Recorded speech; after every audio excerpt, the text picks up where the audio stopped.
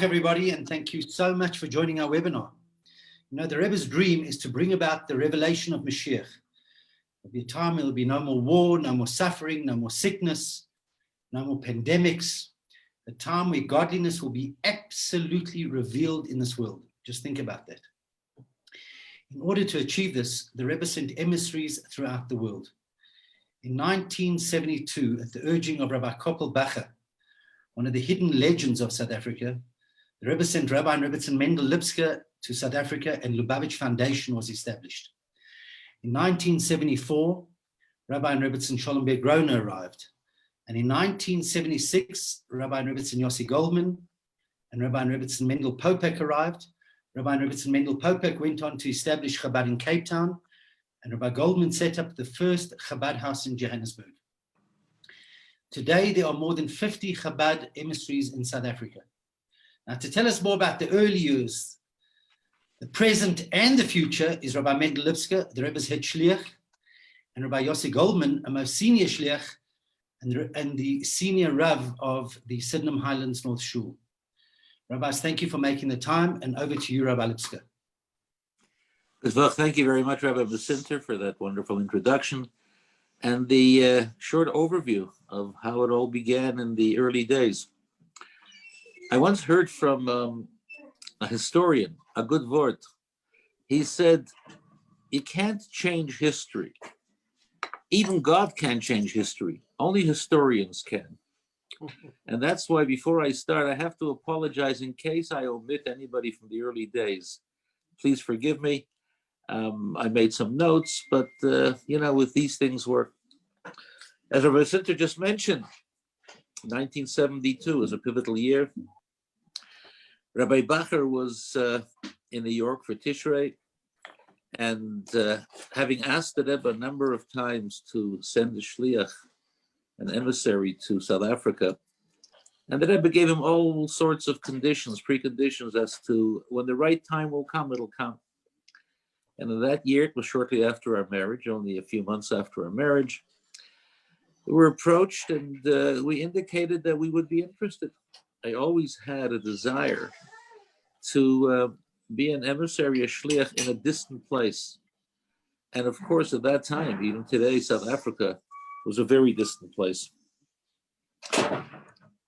Today, when a shliach goes out, or even the last couple of years, you do investigative trips and find out about the community and what it's all about. In those early days, back in 1972, you went. And while, of course, we had a general overview, a general picture of what South Africa looked like when we arrived, it was altogether different than I imagined. At the airport, a number of people came to see us, came to greet us. Of course, Koppel Bacher, Rabbi Bacher, Mitzi Yachad, and Mandy Yachad, Ruth Benjamin, a number of people who had some sort of association, because when we came here, we knew that there were Chabad Lubavitch people here before us. Koppel Bacher, his family, Rabbi Aloy, Dayan in the Bezdin, and the rabbi of the Berea Shul, Rabbi Chazdan, Rabbi Yisrael Chazdan, the father of Rabbi David Chazdan, the rabbi of the Great Synagogue and the dean of the Torah Academy, Rabbi Garari, Rabbi Shlomo Kirsch, Rabbi Shapsi Katz in Pretoria. There were Lubavitchers here for many years. When we arrived here, what we found was an incredibly warm community, a traditional community, a warm community, but somehow it stopped along the way and maintained a particular, what I would call, from an American point of view, a pre-50s profile. The Jews here primarily were from Lithuania, Litvaks. And in Lithuania, there was a town called Rakshik. That was the Hasidic town in Lithuania, which was not a Hasidic stronghold at the time. And we were pleasantly surprised that the Chabad tradition began here many, many years ago. And it went from one shul to the other in Cape Town and in Johannesburg. And when Koppel took me to see the old Hasidim shul on Harrow Road, I was incredibly impressed. This magnificent little gem of a building designed by Morgenstern, the architect, made out of stone and glass. It was a piece of architecture that today would be considered modern. It was built in the 60s. And the whole story of how they had to, the city had to develop the overpass at the bottom of Harrow Road, and they took away the property, expropriated the property of the old Hasidim shul, and gave the shul this piece of property, the whole story. And while I found an incredibly traditional community, traditional in the sense that people were aware of Yiddishkeit, and Yontif shuls were jam-packed. Every shul had 2 or 3, well, what do they call the overflow minions? And not only that, but people were aware of Yiddishkeit. There was the large schools, the King David, Yeshiva College, schools that over 50% of students, of Jewish students went to. And prior to our coming, of course, Rabbi Yosef Weinberg came here for years, from the late 40s onward, and he came here for helping the yeshivas overseas in America and in Israel. And he had strong contacts and had sown the seeds of Chabad Hasidism many, many years ago. In fact, it's because of him that Rabbi Koppel Bacher ended up in yeshiva and became the individual that he is, and of course, our coming as a direct result of that. So what I found was an incredibly traditional community, but tragically, a very ignorant community. Ignorant in the sense that generally adults and students, although aware of Yiddishkeit, knew very little about it. And while, of course, there were different pockets of shiurim here and there that catered to people, nonetheless, it wasn't enough to really see to the needs of this Jewish community. This Jewish community was built on the basis of the English rabbinate. And the English rabbinate was a bit of a cold rabbinate. Many of them learned, but cold people. There were a number of exceptions. There was Rabbi Tanzer at Yeshiva College, an American, Rabbi Bernhard at Oxford Shul, an American, and they began to make changes in the community. But in 1972, when we arrived, we realized that there was a huge amount of work to be done. And how did we begin? We began, as everybody else, we started with shiurim.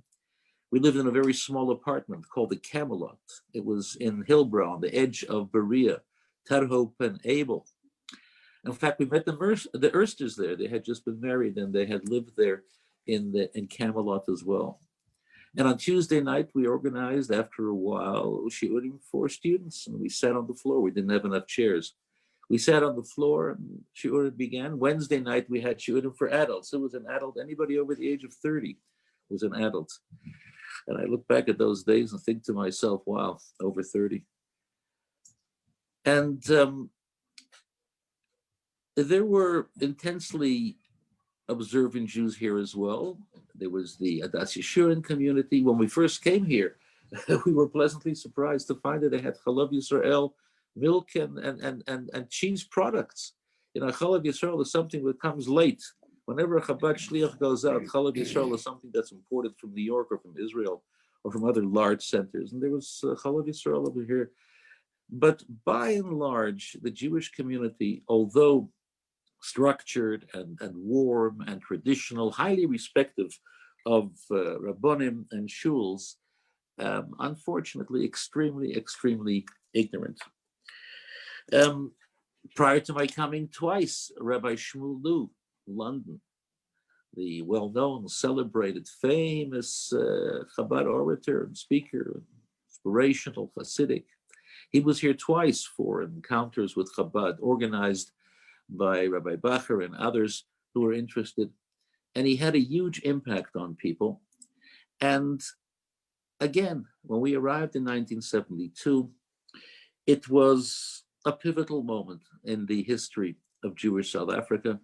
And we went to work. We came here in February. The first major yontif that we had was Purim. And that Purim, we had organized Shalach Manas for all the Jewish kids at King David. Well, it was a huge project, and we had to pack the things ourselves. And I remember clearly people like, wow, what are you doing? Shalach manas to kids and this, while of course people knew about Purim, but it was one of these minor holidays. We had the first Sukkah mobile. I have pictures and wonderful memories of driving around the streets, particularly in Yeoville. Yeoville was then the center of Jewish life in Johannesburg. In Dorfentine, they had all the butchers, but all the kosher shops were in Yeoville. And the Yeoville was extremely Jewish. Yes, you had other neighborhoods like Glen Hazel, but you didn't have too much going on over there except for Yeshiva College.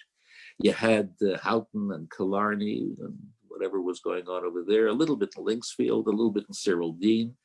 Interestingly enough, across the country communities were very large.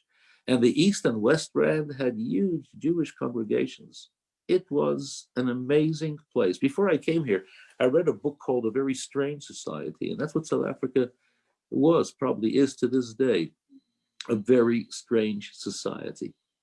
Very little intermarriage. Assimilation in concept, yes, but very little intermarriage because of the realities, the political realities and other realities at the time.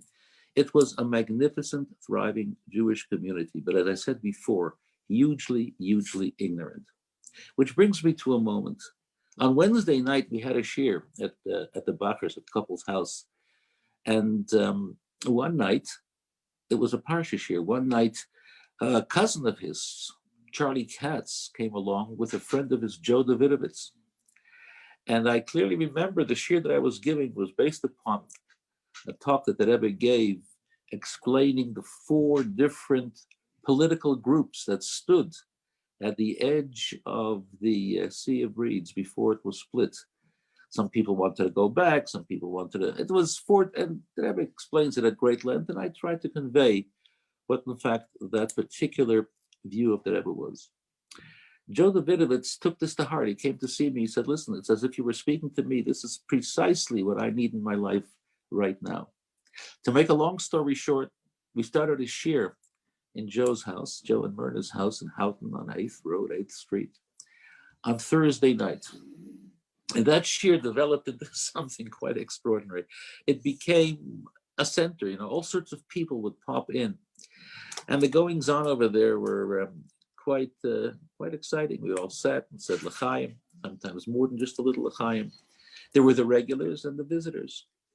And that's where the realization came that it was time to expand to a far greater degree. We needed a permanent place, we needed a Chabad house, and we needed more shluchim. And while, of course, it was, just a dream at the time, and there was discussion, where should we have the Chabad house? Normally in America, where the Chabad houses started, it was adjacent, near, or on university, college campuses. But in South Africa, particularly here in Johannesburg, Wits University was not a place where people spent Shabbos or the evenings. It was, you drove there in the morning and went home in the evening after classes. So although we were looking at various possibilities close to Wits, it became evident that Yeoville would in fact be the place. And we bought this piece of property, an old boarding house. It was the Thursday night boys who were the pioneers and got it going. But it needed leadership, it needed direction, it needed activity. And while, of course, the dreams of Chabad are always huge, as Rabbi Masinter mentioned earlier, not only with the mission of ultimately helping to bring Mashiach, but there were concepts of formal education and other things that were very much on the drawing board. But a number of years had passed, and I was very, very, I was interested in a chaver of mine, a friend of mine. We went to yeshiva together in a place called Montreal, and his name was Rabbi Yossy Goldman. So he was approached. I remember Joe Davidovitz and I went across to America. And here I'll let Rabbi Yossy Goldman, continue with the story. Well, thank you, Rabbi Lipskar. I wasn't going to start off that early, but now that you made such an introduction, yes, my wife Rochel and I were studying in the Kollel in New York in Crown Heights. We did that for 2 years after our marriage. We were married in 73 and had this visit. And Joe Davidovitz joined Rabbi Lipskar. And I remember a memorable Purim in Crown Heights. And Joe taught us a lot about how to say L'chaim and stay sober. And it was interesting to see not only a friend and a fellow shliach and a rabbi, but to see a lay person coming and trying to impress upon us how much we would be needed there in Johannesburg. And I must say we did have quite a few offers from different places around North America, even London, California, here, there. St. Louis was an option, which didn't have a Chabad office then. But Rabbi Lipskar said, do me a favor, whatever you do, whatever options you write to the Rebbe, in those days you wrote to the Rebbe what options you have for shlichut. And if you were fortunate and privileged, the Rebbe would choose. So I did write a number of options, but Rabbi Lipskar said, please include Johannesburg as an option, which I did. And with one stroke of the pen, the Rebbe just underlined Johannesburg, South Africa, as the place of our sole mission in life. And we are now here some 47 years later, Baruch Hashem, and thank God we've never looked back. And it's wonderful and gratifying to know that this is your sole mission. So you know that this is where you belong in life. So we came here in March 1976, between Purim and Pesach, my wife Rachel and our two oldest children, who were then, Yochanan was turned 2 the week we got here, and Machol was 10, 11 months. And first week they put us up in the Connoisseur Hotel. Then for Pesach we went to Koppel and Selma Bacher, and we found a furnished flat in Berea, and then we finally found our own flat in Berea. Very nice, 3-bedroom flat near the Mitchell Park. And for a family with 2 children, it was very nice. Some years later, we now had 6 children in the same flat, and it was a bit claustrophobic. So it would take some time till we purchased our own home, waiting to see where destiny would take us. In those days when we came, there was I would say, plane loads of people emigrating from South Africa. Apartheid was strong. The political situation was very, very threatening. People were very, very concerned. Every second Jew said, you're coming to South Africa from America? Are you mad? We're sitting on a volcano. We're looking to leave. Why did you come here? You're crazy, Meshuggah. We said the Rebbe sent us here, and the Rebbe obviously thinks it's okay. And subsequently, in the years ahead, on a number of occasions when things were looking rough and there were crises of one kind or another, we would turn to the Rebbe, and Rabbi Lipskar got some famous answers from the Rebbe, and Koppel Bacher got a famous answer there in New York once.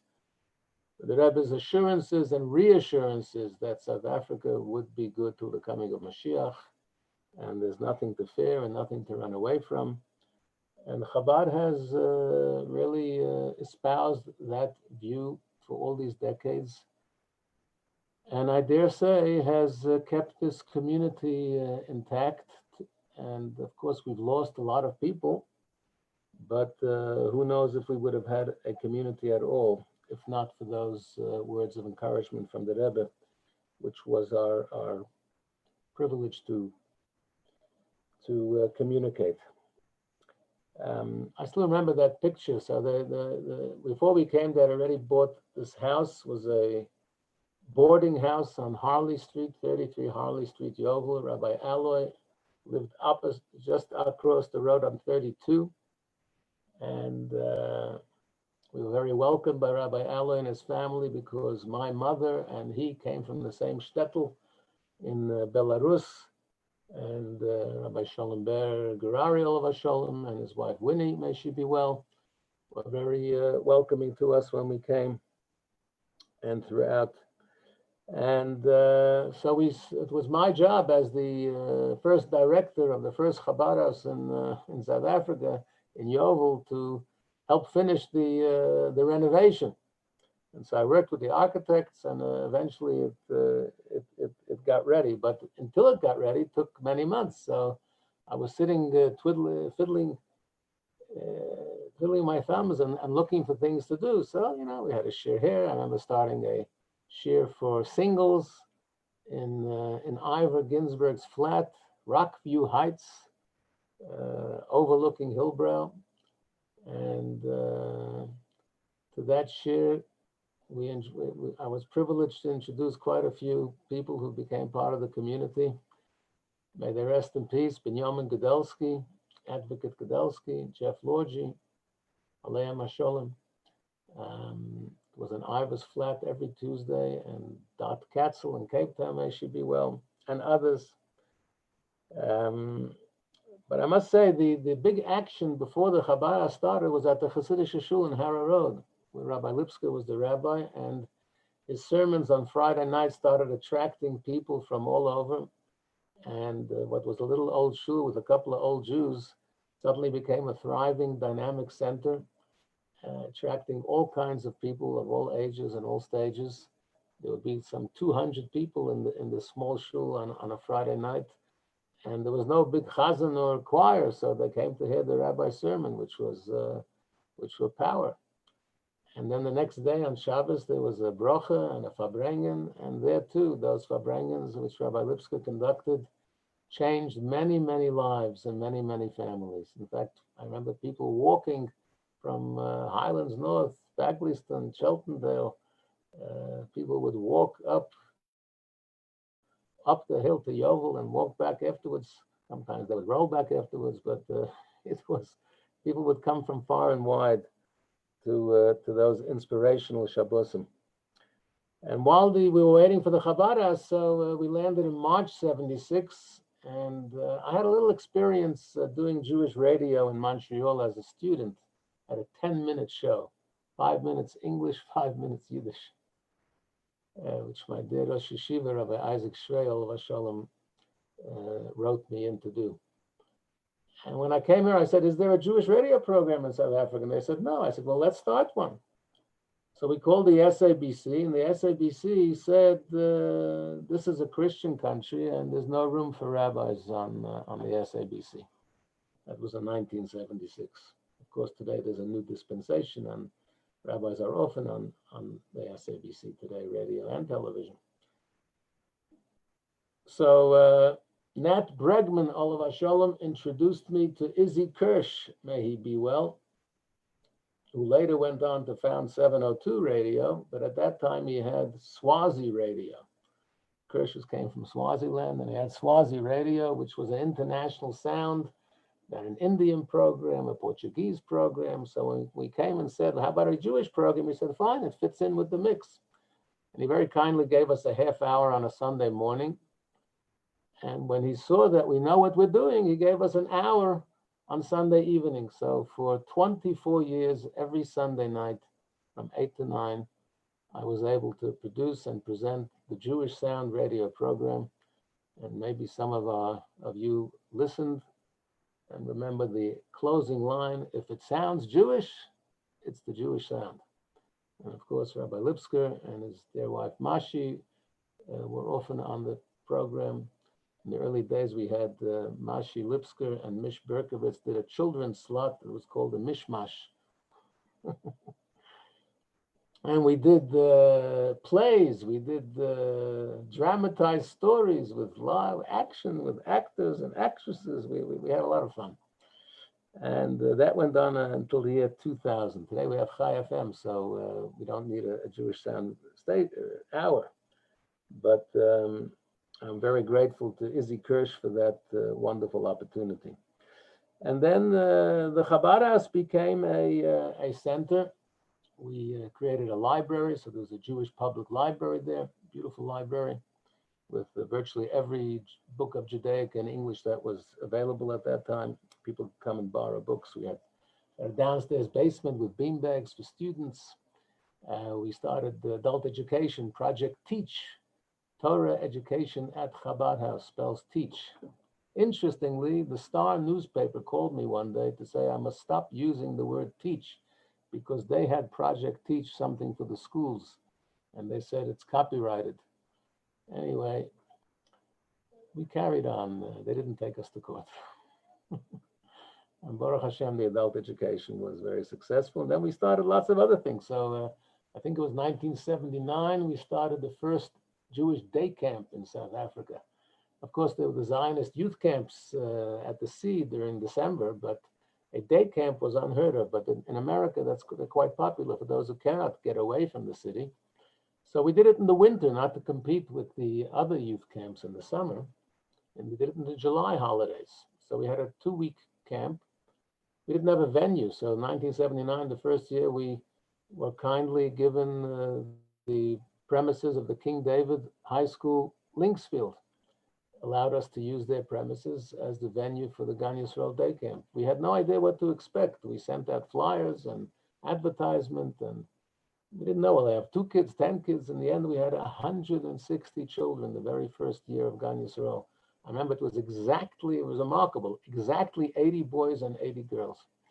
The problem was we didn't have, the Chabad community was still very young, small children. We didn't have any teenagers, we didn't have any madrichim age people. So, and every year the Gan Yisrael would grow. The next year we were in the Norwood Primary School with nearly 300 children, and continued to grow. Then we moved to Torah Academy. Once the Torah Academy campus became available, we got it up to 500-600 children in time, and we didn't have madrichim.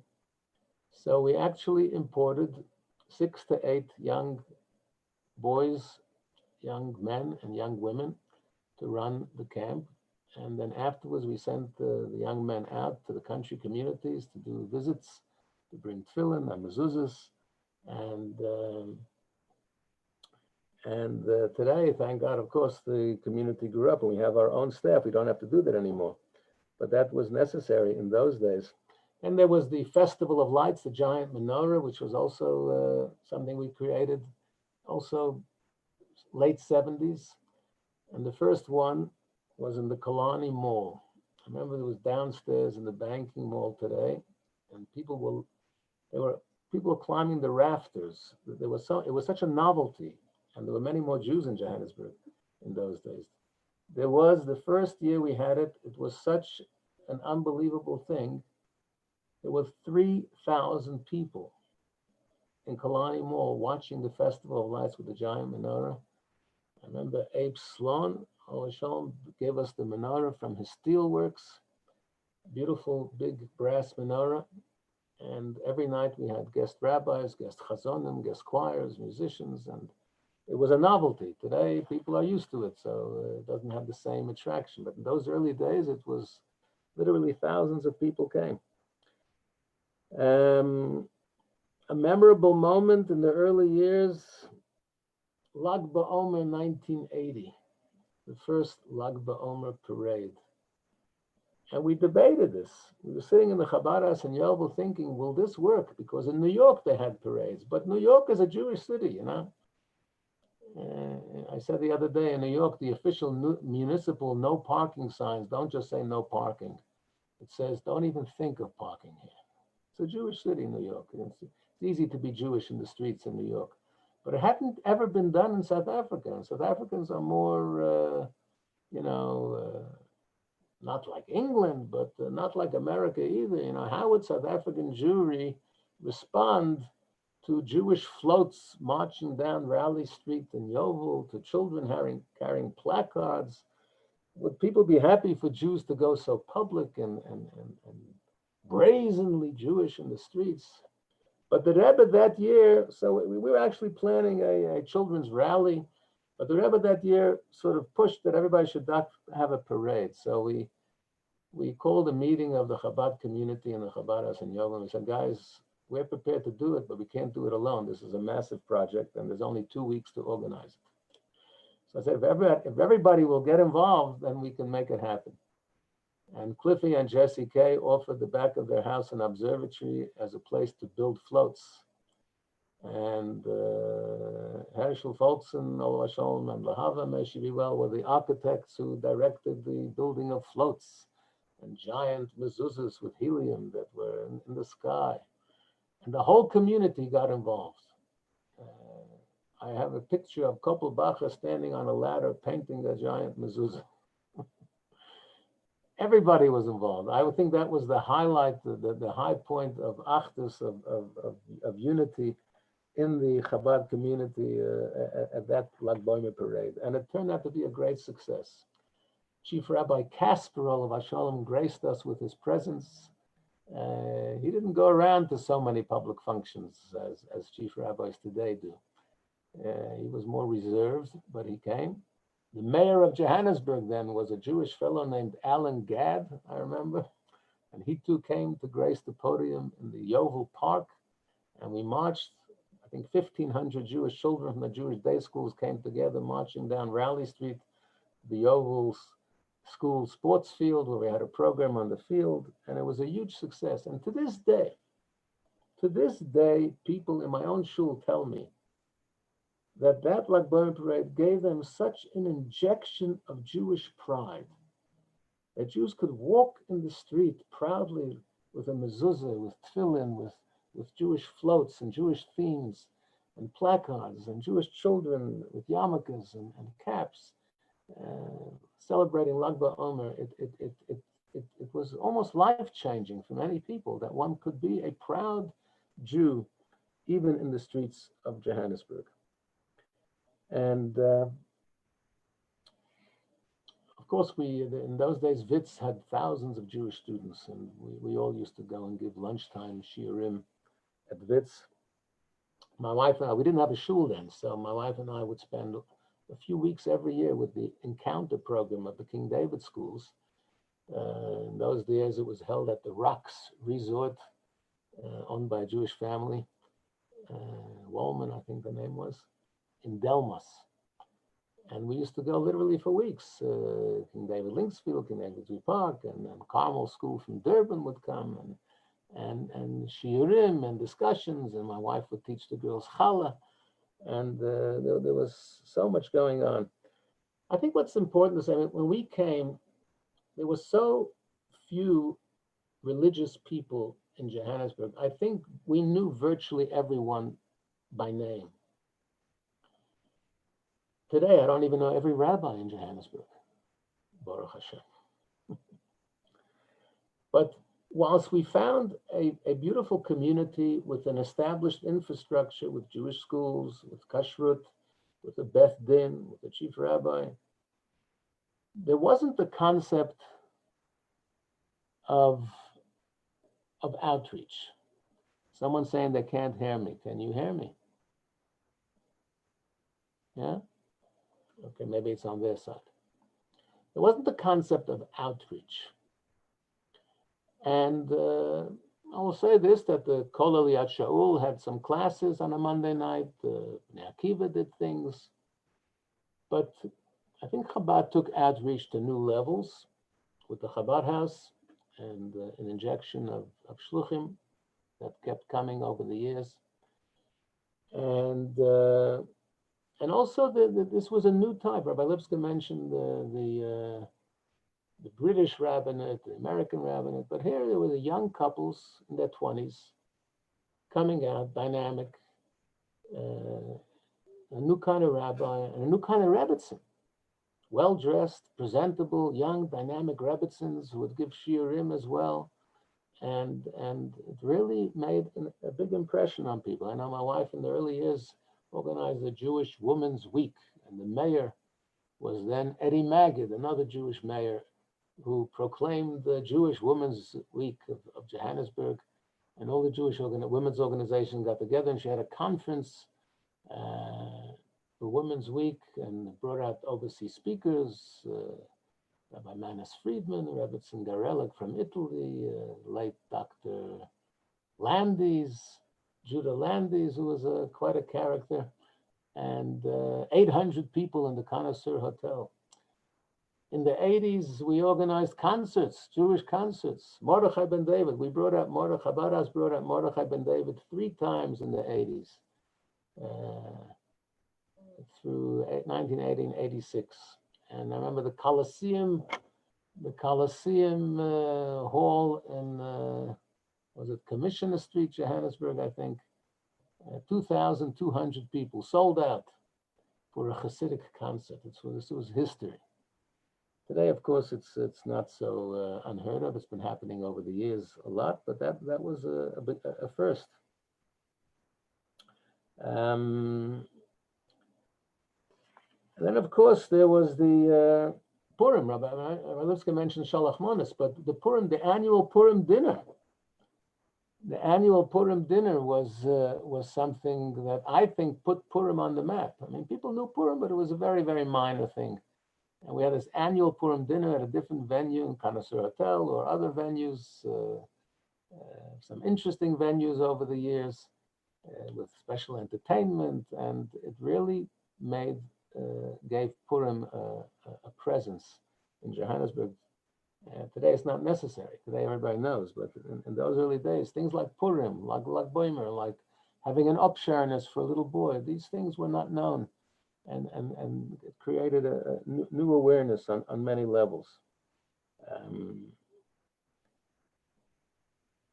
The mitzvah tank. We had this big American Winnebago, what was it?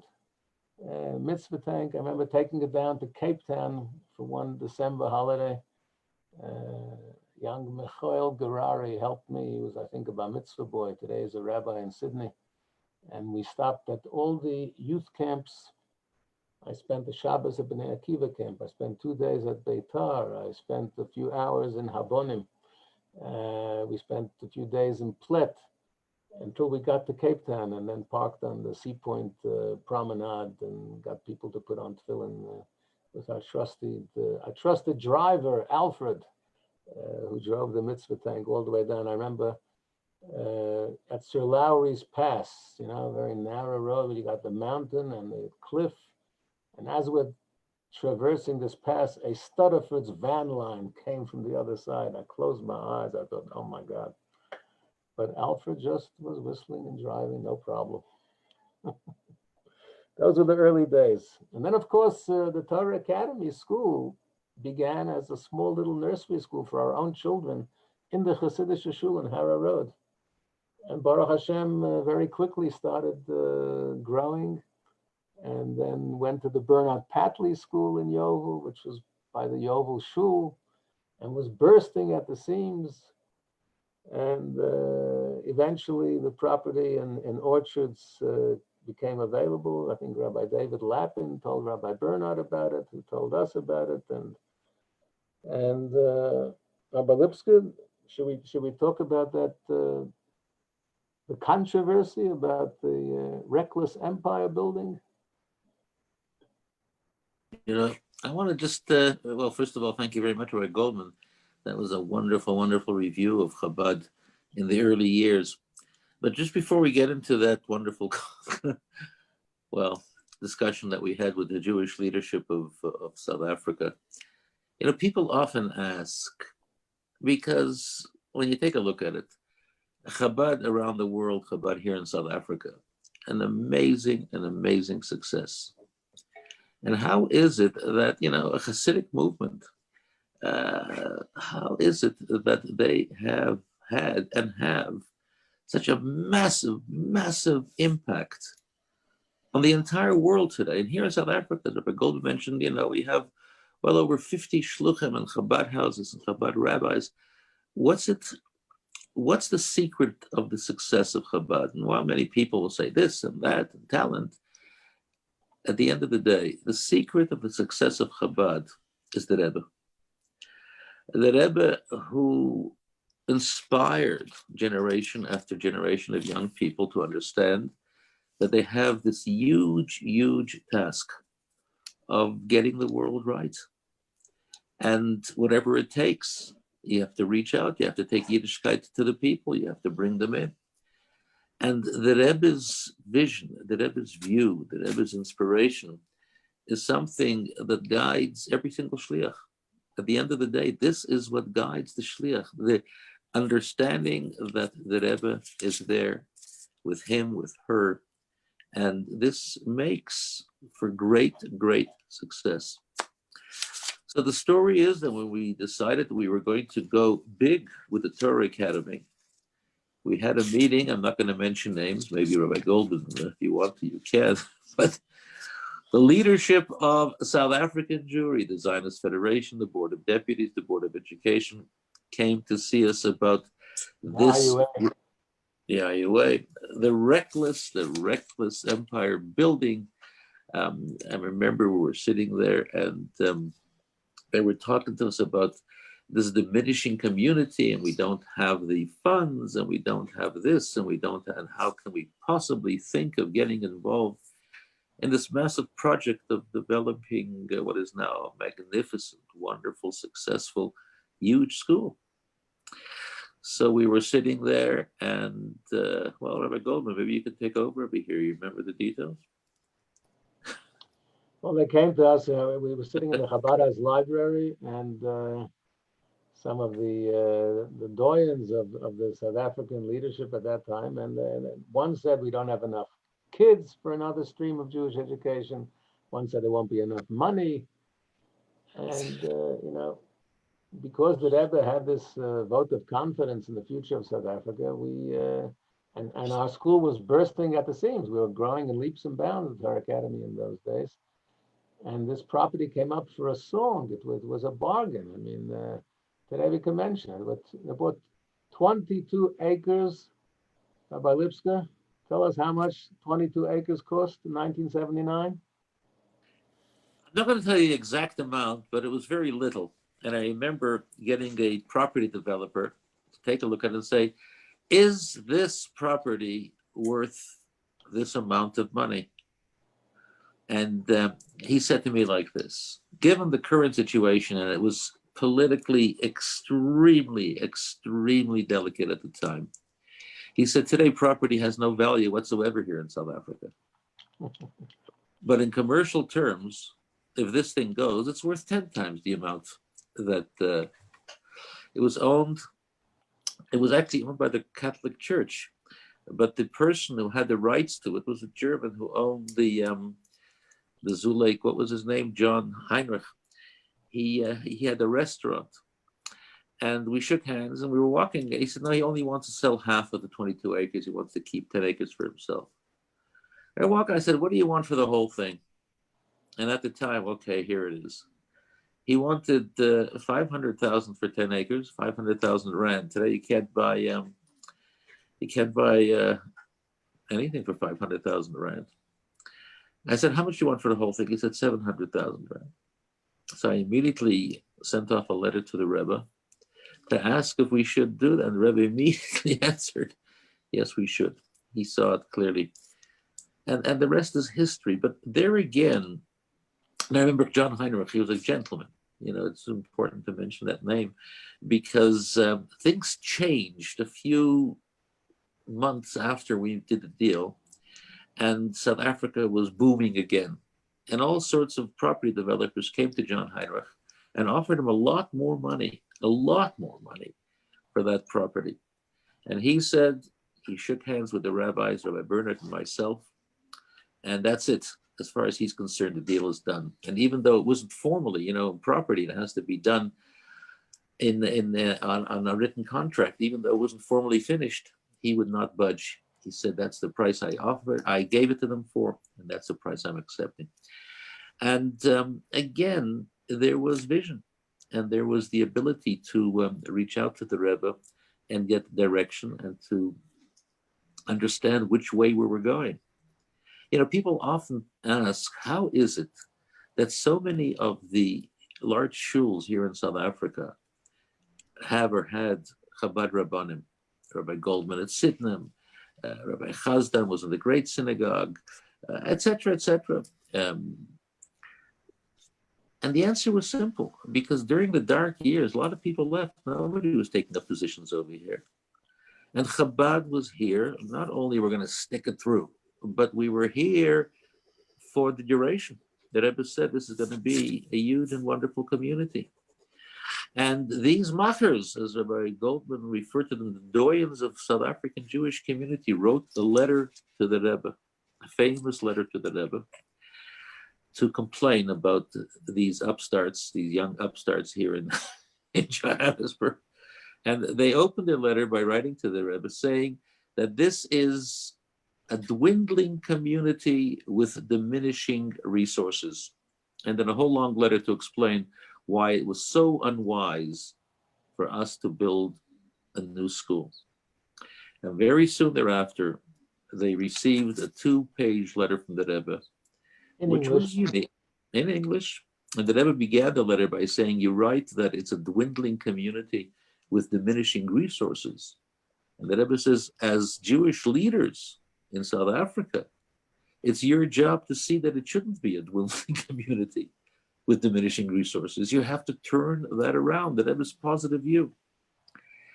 And what happened was, about half a year later, one of the large schools, King David at the time here in South Africa, realized that there was a sizable Jewish community out in Sandton. And that's how they built Sandton King David. And I remember writing a letter to one of these doyens, and I said to him, I think you should write a letter of apology to the Rebbe. Because, you said that it's not a time to build, it's not a time to invest, it's not a time for this. And here you yourself are doing exactly that. I don't think he ever wrote the letter, but the message got through to him. And this is the story of Chabad. Go ahead, sorry. I just wanted to say on that point, to interject, one of those people who were there from the Board of Education called me after the 1994 election of President Mandela, when we had that wonderful time, when everybody was standing in the queues together, black and white and green and yellow, everybody standing in the queues to vote. And the most wonderful, heady atmosphere of peace and goodwill and hopes for the future of South Africa. In those days, we actually hoped something would come of it. We didn't know where they would take us. But and after that, he called me and he said, the Rebbe has been vindicated. Carry on, sorry. And that was the story of the time. The story of the time, as is the story right now, is the vision of the Rebbe. The vision of the Rebbe is where others see, dismal consequences. The Rebbe saw a future of growth, a future of development. He saw that in America. After the Holocaust, what was American Jewry all about? And while it was big and active, but Yiddishkeit was in a terrible, precarious state. And the Rebbe built a whole new world. And this is how he taught his Hasidim. I mean, we were young. I was 23 when I came to South Africa. Rabbi Goldman, how old were you? 26. Oh, he was an old man already, Rabbi Goldman. I was just a youngster. And I thought that today, I think to myself, would I allow a young man of 23 to come to a place like South Africa and start developing Chabad, with committees and with this? And the Rebbe had this tremendous foresight. And he also had tremendous confidence in young people going out and doing great and wonderful things. And this is the success. This is the story. I take a look at all the shluchim, the wonderful emissaries that we have. We had before. I have too many to mention. If I don't mention them all, it's going to be a problem. And to mention between 50 and 60 is going to take more than the time that we have left. But the point is, every one of them dedicated, involved, giving shiurim, passing on a message, creating an atmosphere of confidence. I don't know who's watching this because this is a webinar, so I don't see any faces other than Rabbi Goldman and myself. But I want to just say this to the people out there. Each and every one of you can take this further and should take this further. Each and every one of you have people that you can reach out to and bring them closer to Yiddishkeit. people that you can introduce to Shabbos, people that you can introduce to tefillin, to kosher, to family holiness. Each and every one of you do it, and you will see great success. You might think to yourself, who am I? What am I? Am I a teacher? Am I a shliach? Am I a rabbi? Am I this? You are a Jew. A man once came to one of the Rebbes of the past, and the Rebbe said, you must become a teacher. He said, Rebbe, I can't be a teacher. I don't know anything. The Rebbe says, do you know Aleph? You know the letter Aleph? And the man said, yes, of course. He says, go teach somebody else the letter Aleph. You know a lot more than you think you know. And this is an incredible opportunity to take the Rebbe's message and to spread it even further. Yes, South Africa, as we heard before, is a diminished community. So many people have left, but there are still so many Jews here. And today we live in a time that, things like intermarriage, assimilation is far greater than in the past. This is a time that each and every single individual watching this and beyond should get up and do something practical. Not only sit in admiration and amazement of what Chabad accomplished, but to become part of that incredible journey, which is still on the way, which is still on.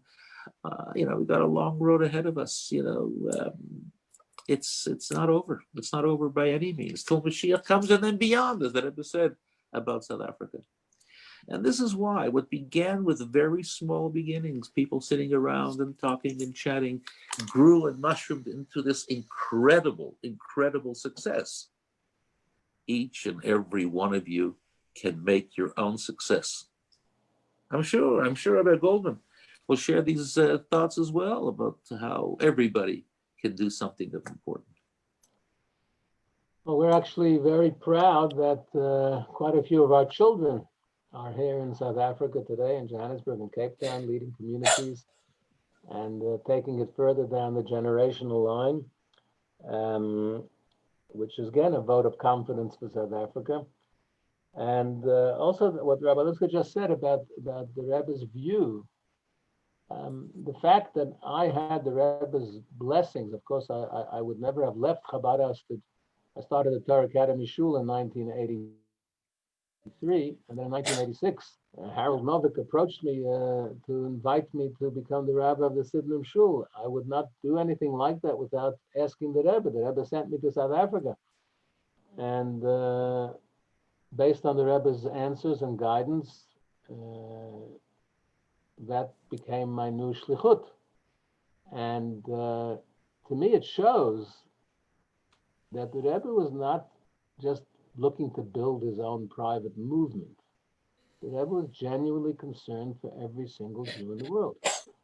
And that's why he was very happy for his people, who he had sent here, for Chabad specifically, to take wider roles in the wider community and to service Jews in general, because that's part of his mission. I'm also very deeply grateful to my parents of blessed memory, whose house in Crown Heights was like a South Africa house. Dozens and dozens of people who went to the Rebbe for a Shabbos, for a Yontif, would stay with my parents, and they had an open home, and many, many deep relationships with people here were solidified there through that. So I'm eternally grateful for that as well. So yes, we can all be a shliach. The Rebbe said we all have that. We are all empowered to change the world, and that's how Chabad keeps growing. Because, as Rabbi Jonathan Sachs famously said, the Rebbe wasn't looking for followers; he was looking to make leaders. This is so true. It's absolutely part and parcel of what it's all about.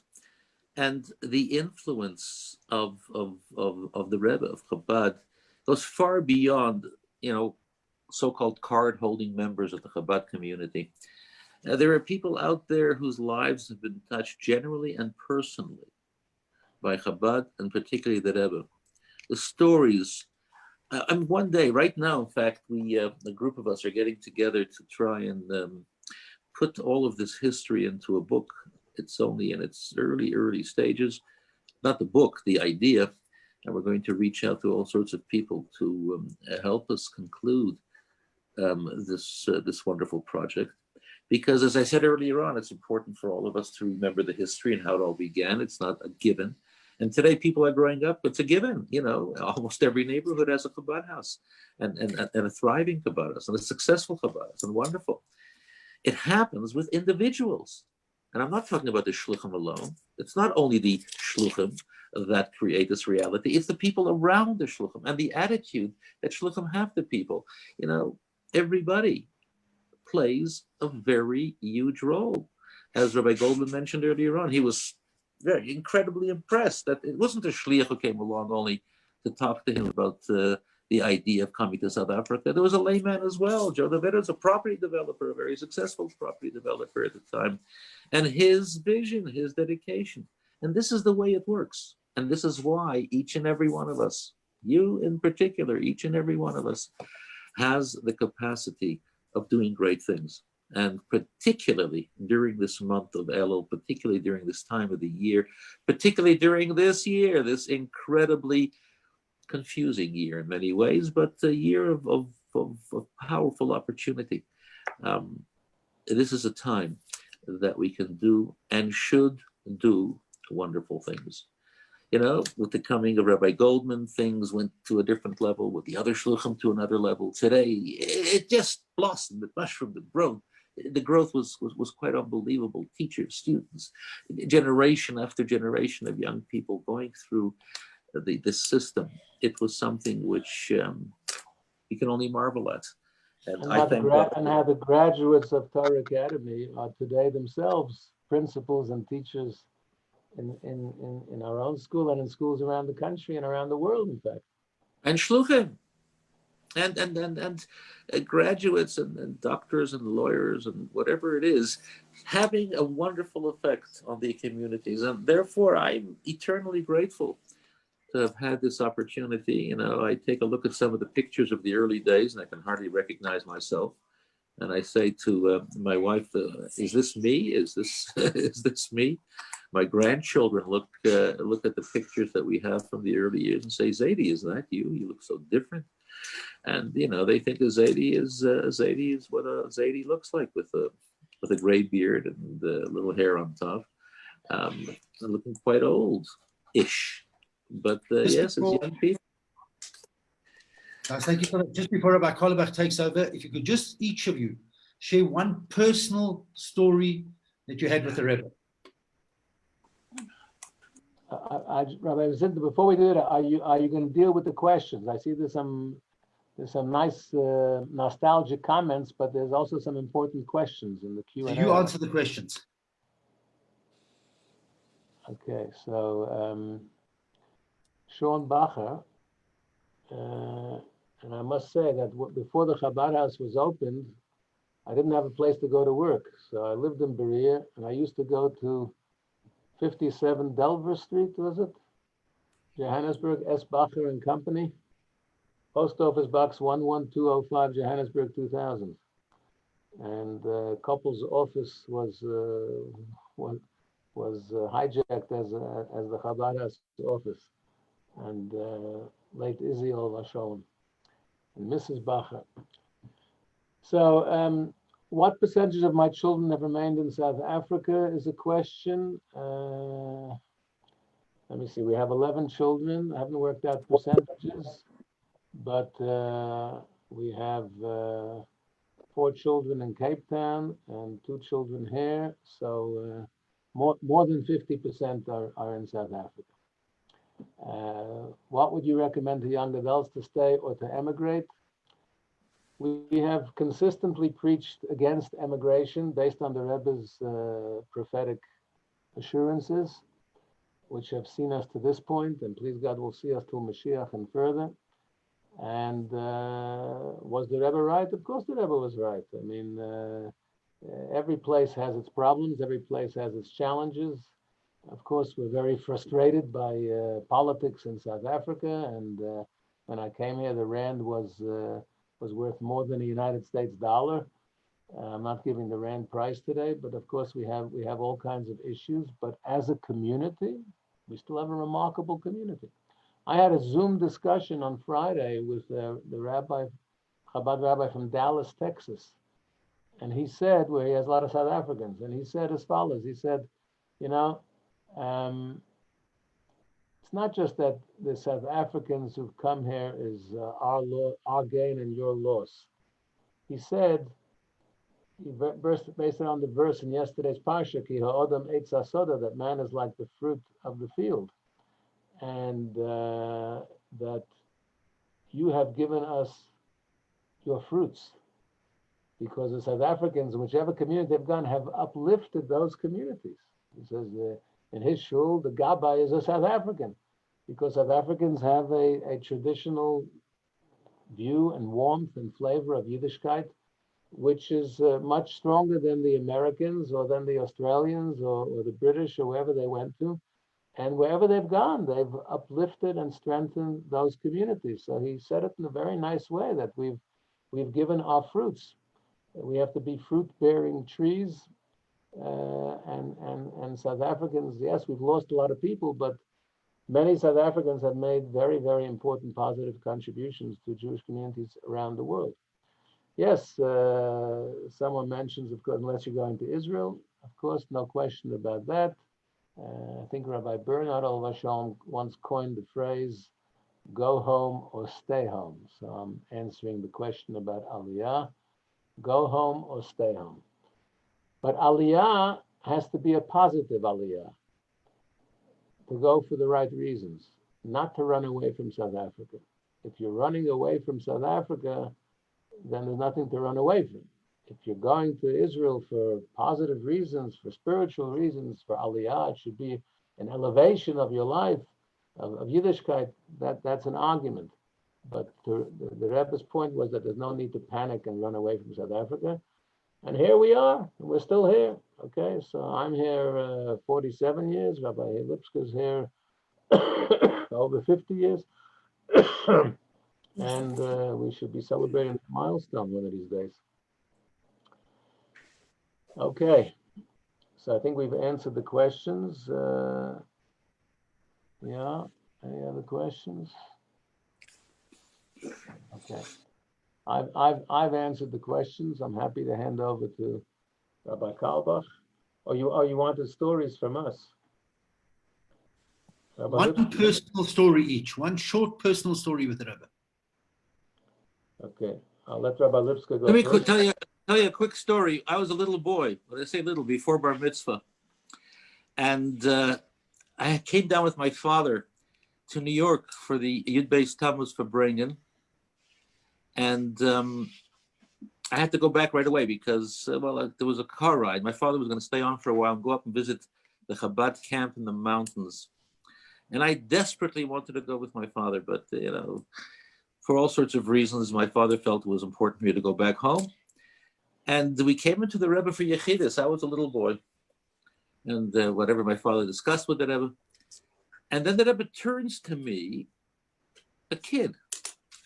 And he says, I see on your face that you would like to go visit the camp in the mountains with your father. My moment came. I said, yes, I'd love to. So the Rebbe is talking to me. The Rebbe is talking to me, a kid, and he says, I'll make a deal with you. And he used those, he spoke in Yiddish to me, but he used those words, I'll make a deal, a deal. If you undertake to study 2 tractates of Mishnayos by heart during the summer vacation, I'll try and influence your father to take you with to the camp. And Rebbe looked at me as if, would I agree to this transaction? Of course, that's what I wanted. I said, absolutely. I didn't realize how difficult it was going to be. My summer holiday was going to be dedicated to sitting and studying Mishnayos, the Mishnah by heart. 2 tractates is long. But what touched me then is, that I've been talking to a kid, making a deal with a kid.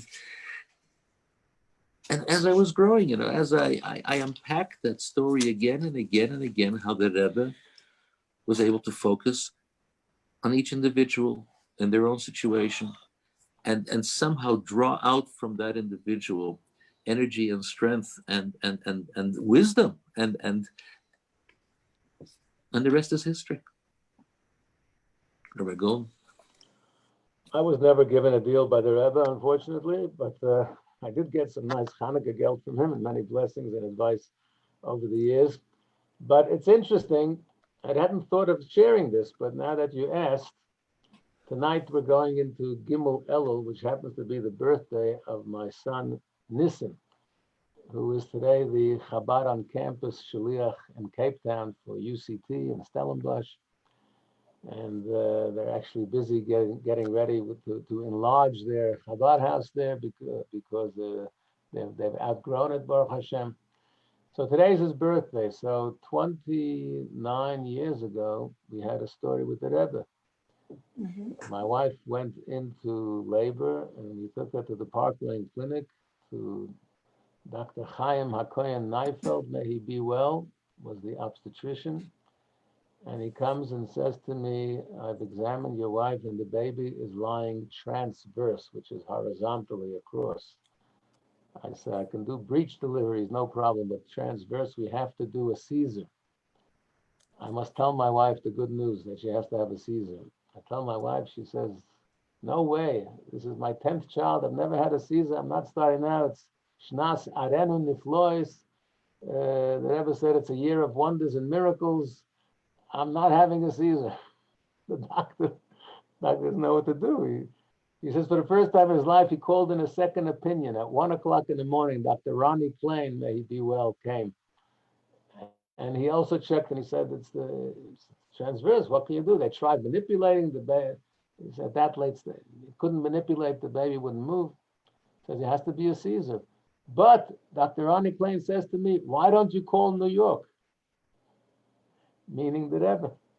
Now, there were no cell phones then. It's 1 o'clock in the morning. The switchboard is closed. He made special arrangements. They got the switchboard open. I was able to call. I called my father in New York. We ran to 770. The Rebbe was at the oil. As he came back, Rabbi Gronovachon went to ask the Rebbe, and the Rebbe answered, seeing as the doctor suggested to ask here, I hope he won't have faribul. The Rebbe used the word faribul. I trust he won't have faribul if I say you should listen to the kimpetorin, to the woman in labor, and you should wait. And lo and behold, a miracle happened.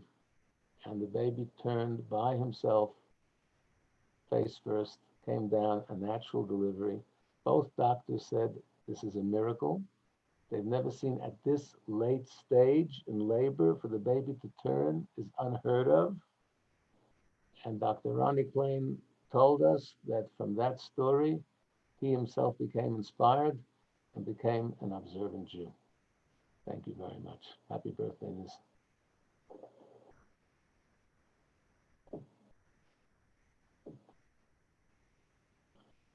Are we over to Rabbi Karlbach now?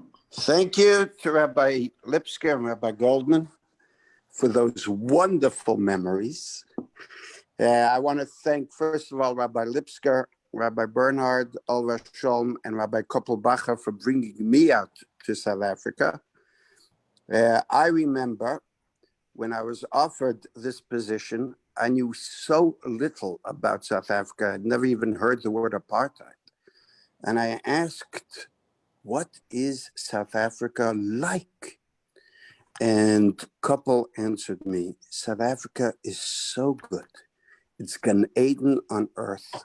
In fact, when Mashiach comes, if he ever wants to get the Jews to leave South Africa, he's going to have to offer them a special deal. Otherwise, they'll never go. And when we came to South Africa, we saw for ourselves what a Gan Eden it is, not only because of South Africa, but because how the warmth, the unity, and the togetherness of the Jewish community. And to Rabbi Goldman, I want to thank, because he's the one who got me the job at Orange Grove Shul, in fact, with Jack Shishler as the first chairman in 1980, 3 weeks after I came. And the rest, as I say, is history. So thank you so much for your memories and for enlightening people. And I'm looking forward to that book to get the true version of the history of Chabad in South Africa and the influence it had. I'd like to point out that in the month of Elul is also Chai Elul, the very famous day of the birthday of the Baal Shem Tov in 1698. So Rabbi Masinta organized that for the next few Mitzvah Shabbosim, we're going to go through the history of Chassidus, starting with the Baal Shem Tov and the Mizritcha Magid, and then the 7 generations of Chabad Rebbes. So that will give you something to look forward to and hopefully further enlightenment on the impact that the Hasidic movement had on the world. And as Mashiach told the Baal Shem Tov, when your well springs are spread throughout the world, he will be here. Im Yirtzeh Hashem, Amen.